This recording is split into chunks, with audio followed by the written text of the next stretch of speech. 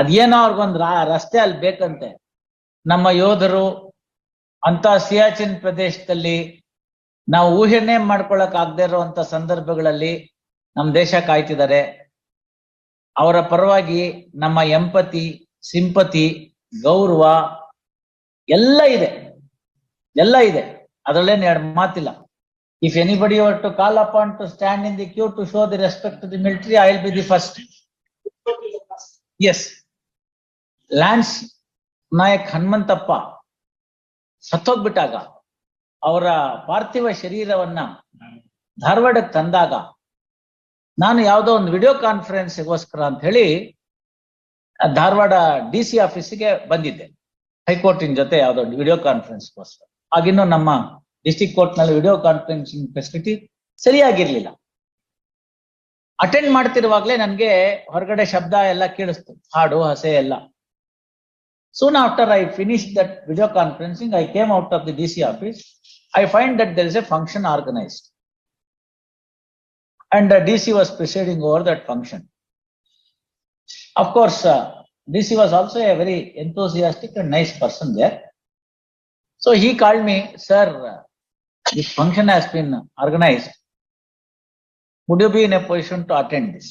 I said, such functions doesn't require any invitation. Information is enough. I am there ಅಂತ ಹೇಳಿ ಕಳಿಸ್ದೆ. I told my driver, you wait for some time, I'll attend that and come on. What was the function that was organized was, ಅಲ್ಲಿ ಒಂದು ಕಾರ್ಗಿಲ್ ಸ್ತೂಪ ಅಂತ ಇದೆ. ಕಾರ್ಗಿಲ್ ಯುದ್ಧದಲ್ಲಿ ಯಾರ್ಯಾರು ಮಾಡಿದ್ರು ಅವರ ಗೌರವಾರ್ಥವಾಗಿ ಒಂದು ಸ್ತೂಪ ಮಾಡಿದ್ದಾರೆ. It's in a public place, just in front of the IB. DC office, IB ಇವುಗಳ ಮಧ್ಯದಲ್ಲಿ ಒಂದು ಸಣ್ಣ ಕಾರ್ನರ್ ಜಾಗ ಇದೆ, ಸ್ಮಾಲ್ ಬೇ. ಅಲ್ಲಿ ಕಾರ್ಗಿಲ್ ಸ್ತೂಪ ಇದೆ. ಇದೆಲ್ಲ ಯಾರೋ ಆಸಕ್ತರು ಮಾಡಿದ್ದಾರೆ. ನಮ್ಮ ಡೈರೆಕ್ಟರ್ ಮಹೇಶ್ ಜೋಶಿ ಇದೆಲ್ಲ ಅವ್ರ ತಮ್ಮ ಒಬ್ರು ಕೃಷ್ಣ ಜೋಶಿ ಅಂತ ಅವ್ರಲ್ಲಿ ಮೇಸ್ಟ್ ಈಸ್ ನೋ ಮೋರ್ ಅನ್ಫಾರ್ಚುನೇಟ್ಲಿ. ಆ ಕೃಷ್ಣ ಜೋಶಿ ಅವರು ಒಂದು ಲೀಡ್ ತೆಗೆದುಕೊಂಡು ಅಲ್ಲೇ ಧಾರವಾಡದಲ್ಲಿ ಸೆಟ್ಲ್ ಆಗಿರ್ತಕ್ಕಂಥ ಕೆಲವರು ನಿವೃತ್ತ ಆರ್ಮಿ ಆಫೀಸರ್ಸ್ ನ ಗಮನಕ್ಕೆ ತೆಗೆದುಕೊಂಡು ಈ ಕಾರ್ಗಿಲ್ ಸ್ತೂಪ್ನ ಸ್ಥಾಪನೆ ಮಾಡಿದ್ರು. ಮುಂದೆ ಏನೇನೋ ಆಗಿದೆ, since it's sub judice, I don't want to express any further opinion. ಅಲ್ಲಿ ಹೋದ್ವಿ ನಾವು.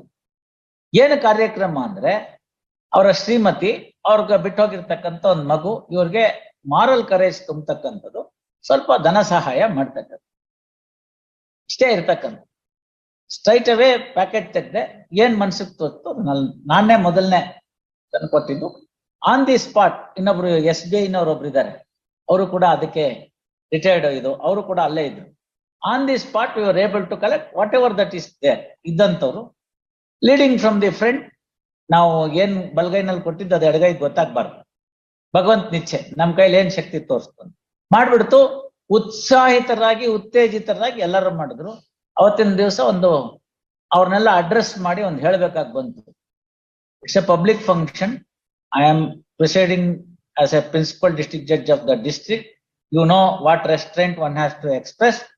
And with all that keeping in my mind, I condemned the statements given that ದುಡ್ಡು ದುಡಿಯಕ್ಕೋಸ್ಕರ ಹೋಗ್ತಾರೆ ಆರ್ಮಿಗೆ ಅಂತ. I gave a statement. We are prepared, Dharwad people are prepared to pay 1 crore of rupees to the concerned, who has said so.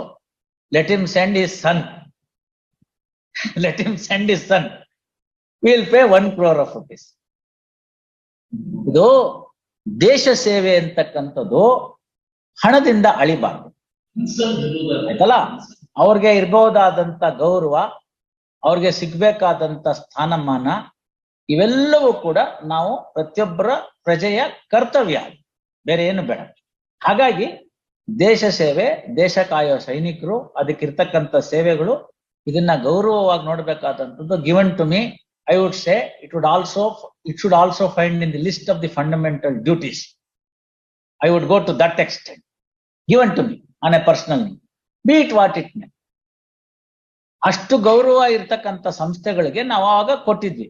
ಅವರು ಪಾಪ ಅಂತಹ ವಿಷಮ ಸ್ಥಿತಿಯಲ್ಲಿ ನಮ್ಮ ದೇಶನ ಕಾಯ್ತಿರ್ತಾ ಇರೋದ್ರಿಂದ ಕಾರಣದಿಂದ ನಾವೆಲ್ಲ ಸಂತೋಷವಾಗಿ ಇಂಥ ಲೆಕ್ಚರ್ ಇಲ್ಲಿ ಹೊಡಿತಾ ಕೂತಿದ್ವಿ.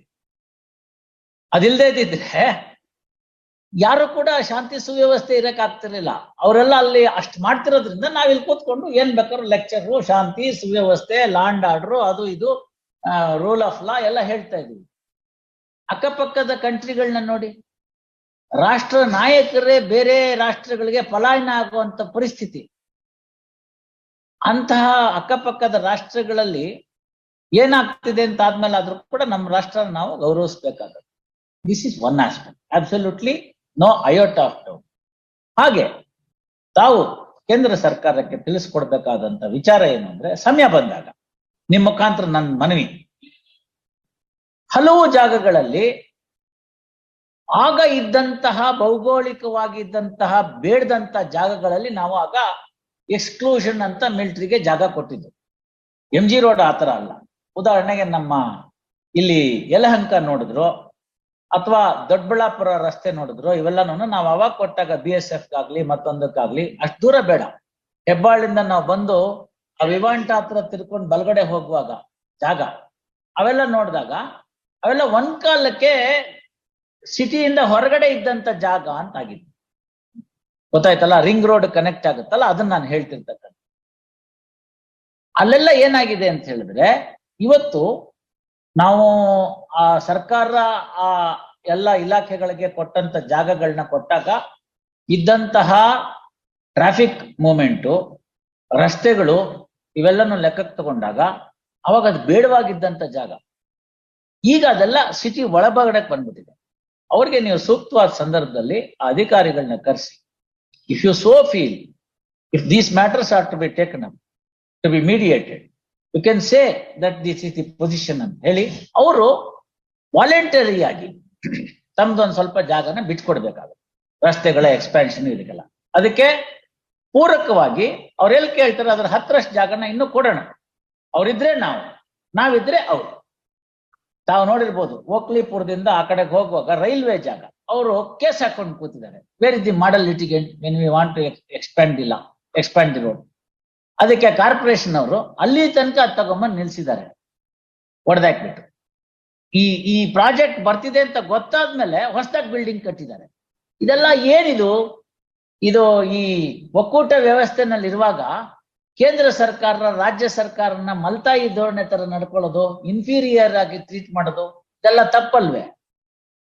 ತಾವು ನೋಡಿ ಒಂದ್ಸರ್ತಿ ಅಲ್ಲಿ ಹೋದಾಗ, ನೀವು ಇವತ್ತು ಹೋಗುವಾಗ ಮನೆಗೆ ಹೋಗುವಾಗ ನೋಡಿ, ಆ ಓಕ್ಲಿಪುರ ದಾಟ್ತೀವ ನಾವು, ಅಲ್ಲಿ 6 ಲೈನ್ ಮಾಡ್ಬೇಕು ಅಂತ ನಾವು ಮಾಡಿದೀವ, 2 ಲೈನಲ್ಲಿ ಈಗ್ಲೂ ಓಡಾಡ್ತಾ ಇದೀವ. ಅಲ್ಲಿಂದ ನಾವು ಹೊರಗಡೆ ಹೋಗೋದಕ್ಕೆ 20 ನಿಮಿಷ ಬೇಕಾಗ್ತಿದೆ ಸಂಜೆ. ಯಾಕೆ ಅಂದ್ರೆ ರೈಲ್ವೆ ಕ್ವಾರ್ಟರ್ಸ್ ಅಲ್ಲಿ ಬಂದ್ಬಿಟ್ಟಿದೆ. ಯಾವ್ದೋ ಕಾಲದಲ್ಲಿ ಕೊಟ್ಟಿದ್ದು, ಅವ್ರ ಜಾಗ ಬಿಟ್ಕೊಡ್ತಾ ಇಲ್ಲ ಅಲ್ಲಿದೆ. ತಾವು ನೋಡಿ ಅಲ್ಲಿ ನಾನು ನೀವು ಅದನ್ನ ಲಿಟಿಗೇಷನ್ ಒಂದೇ ಅಲ್ಲ.